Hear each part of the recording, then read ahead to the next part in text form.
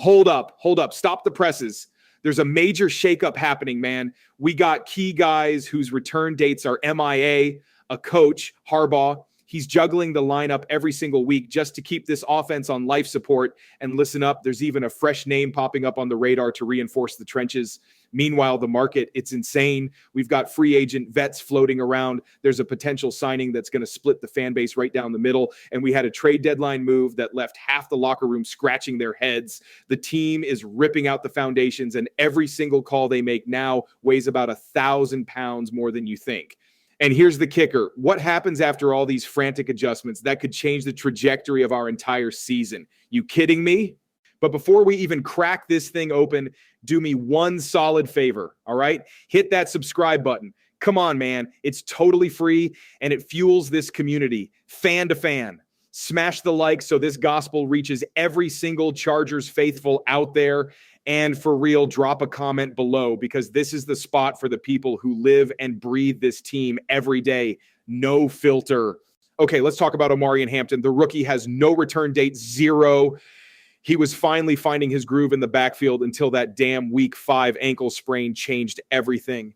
Since then, he's been sidelined, and the squad has been piecing it together with Kimani Vidal and Hassan Haskins. Vidal, to his credit, is taking advantage of every snap, but nobody's forgetting the absolute impact Hampton made when he took over as the lead back for that game and a half before he got hurt.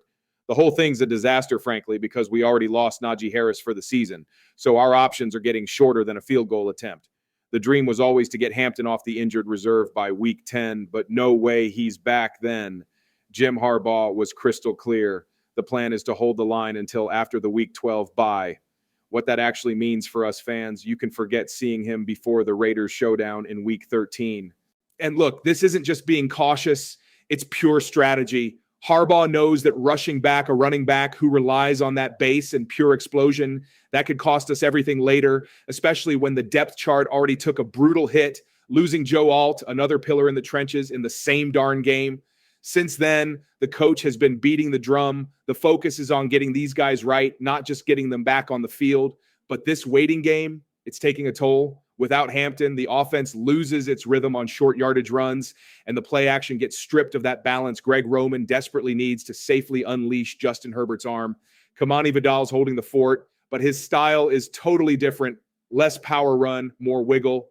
Harbaugh even mentioned that the rookie's practice window isn't even close to opening, but he left the door slightly ajar with that classic things can change line. For us fans, it's that frustrating mix of anxiety and expectation.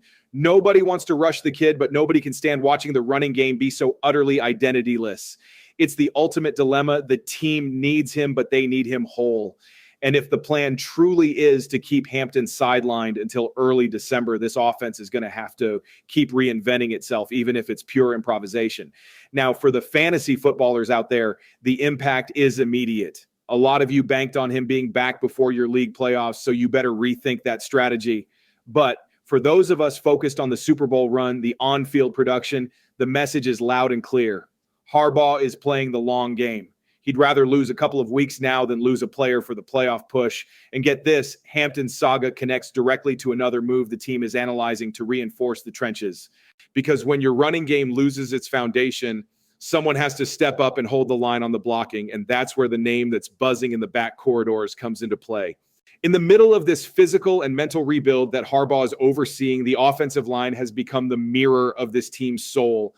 Every single week, someone goes down, the scheme changes, and the offense is just trying to survive without the foundation that sustains Greg Roman's entire style, dominating the trenches, controlling the clock, and punishing defenses with the run game. Rashawn Slater is out. Joe Alt is out. Even Mekhi Becton is showing up on the injury report. It's into this absolute chaos that Andre Dillard's name surfaces as an option. He's 29, a free agent, an ex-first rounder, and he can play both sides of the line, which is pure gold in a system that demands mobility and quick reads. Dillard is known for his fluid footwork and his balance in those long pass protections, but the most exciting fit is his blocking style. That gap duo scheme Roman loves to establish rhythm. He's the kind of guy who can anchor the point of attack and give the quarterback time to breathe, something that feels like a luxury right now. If he signs, Dillard would be immediately thrown into the rotation.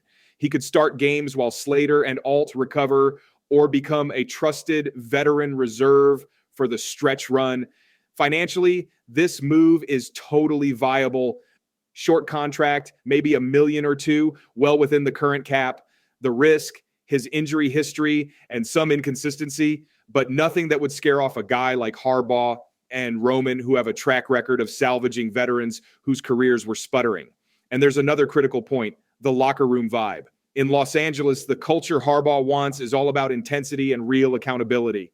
Herbert, Derwin James, Khalil Mack, these are the pillars of the new culture: work, authenticity, and execution. A player who walks in there and doesn't get it, they don't last. Dillard, in this scenario, is the type of player who could find redemption. From a tactical perspective, he'd bring stability and experience to a unit that's struggling to find continuity. He would buy Herbert time to develop longer plays, open up running lanes, and allow Roman to regain control of possession, the absolute DNA of this offense. And let's be real, sometimes the reinforcement that changes the season isn't the flashy superstar. It's the guy who's the most functional. For the fan, this would be that zero glamour move that actually makes a massive difference when the game gets tight. The kind of signing nobody mentions today, but weeks later, everyone recognizes as essential.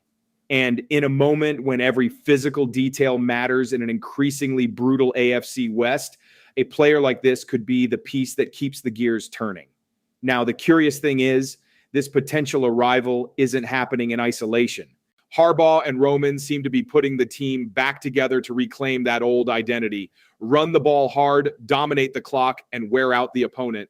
And that explains why another name is gaining steam behind the scenes, one that also brings that physical downhill style to the offense. Harbaugh's philosophy is still ringing clear: rebuild this damn team from the inside out. And that means reclaiming control of the ground game, something that's totally gone missing with all these injuries. Najee Harris out, Hampton out, and suddenly the offense lost the very heart of the identity Greg Roman cherishes. That's where the name that's been circling hard comes in: Zack Moss. At 27, a free agent, Moss is that type of player who looks like he was tailor-made for this system. He's not a highlight reel back. He's a fundamentalist. He thrives in traffic. He absorbs contact, and he earns those dirty yards nobody sees, but that decide first downs. He's the guy who chews up the clock and lets the offense breathe. And in this attack, that's worth its weight in gold. Roman adores backs like this, who understand the physical game and the importance of tempo. Under the gap and duo scheme, Moss could be the ultimate stabilizer, the guy who holds the line while the rest of the offense rearranges itself. With him, the team could diversify: 2 tight ends, power runs, short RPOs, even a situational fullback. Anything to take some pressure off Herbert's back and hand control back to the system. Financially, the move makes complete sense. His market value hovers around $4 or $5 million annually, which fits nicely into the Chargers' current cap, which can still be adjusted with a few simple restructures. The risk exists, obviously, a history of heavy usage and constant contact, but nothing that would scare a coach who lives and dies by that physical style. Culturally, the fit is also natural. Moss is the kind of dude who doesn't talk much. He just works. He shares that exact same mentality as leaders like Herbert and Mack. Consistency, not stardom. In the locker room, he'd be an addition that raises the standard, not the drama. For the fan base, his arrival would feel almost like a return to the roots. That offense that doesn't ask permission, it just goes. It imposes respect physically and wears the opponent down through sheer persistence. Moss might not be a headline name, but he's the type of reinforcement that completely changes the way the team plays. And at the end of the day, the message would be clear. Harbaugh doesn't just want to win games. He wants to dictate the pace of them. He wants an attack that controls the field, that doesn't just rely on the quarterback's brilliance, but on collective force. And if the Chargers really pull the trigger on this, you can bet they are closer to finding their true identity again. Now, the odd thing is, while the team is figuring out how to reinforce the run game, a decision already made at the trade deadline is still splitting opinions. Some people loved it. Some people thought the move was a catastrophic mistake, and the debate is only getting louder. At the trade deadline, the team decided to act, but the move did not go unnoticed. The Chargers closed the deal for Trevor Penning, a former first-rounder, trying to shore up the line and protect Herbert after all the new injuries. The plan was simple: bring in someone young, cheap, and with some potential to contribute right away. but the reaction was totally mixed. A lot of people saw the sense in it. After all, the team had zero maneuvering room. Joe Alt out, Slater injured, the cap tight, and very few draft picks to spare. Penning arrived as an emergency fix, and he didn't cost a mountain of picks. The problem is that part of the media and fan base believes the team aimed at the wrong target. Seth Walder of ESPN was blunt in his view the Chargers should have gone after Brandon Coleman or Andrew Wiley from the Commanders. And his justification was purely statistical. Penning had a disastrous start to his career with a pass block win rate of only 72.7% in 2023, the absolute worst among qualified tackles. He got better in 2024, hitting 85.1%, but still below average. It's a fair criticism, sure, but it's also easy to say after the deal is done. The truth is that Harbaugh and GM Joe Hortiz had their hands tied. Everyone in the league knew the desperation, and that drove up the price in every single conversation. The team didn't have the draft capital or the cap space to compete for bigger names. Penning became the best move they could make without compromising the future. From a practical standpoint, it's a compromise move. He's not the savior, but he can hold down the basics. He has the potential to develop in a more disciplined environment with coaches who prioritize growth. And if he can manage to cement himself on the right side, that's already a massive gain for the offense's stability. Of course, there's risk. Penning is physical, but sometimes he's too aggressive, and that's already cost us penalties and poor positioning. But Harbaugh loves that type of player, brute, intense, willing to fight for space. In the Chargers environment, that energy can be channeled correctly. So for the fans, it's a split feeling. On one hand, the relief of seeing the team moving. On the other, the doubt about whether it was the right move. But deep down, everything hinges on how he performs on the field. If he can protect Herbert and keep the offense functional, nobody will remember the controversy.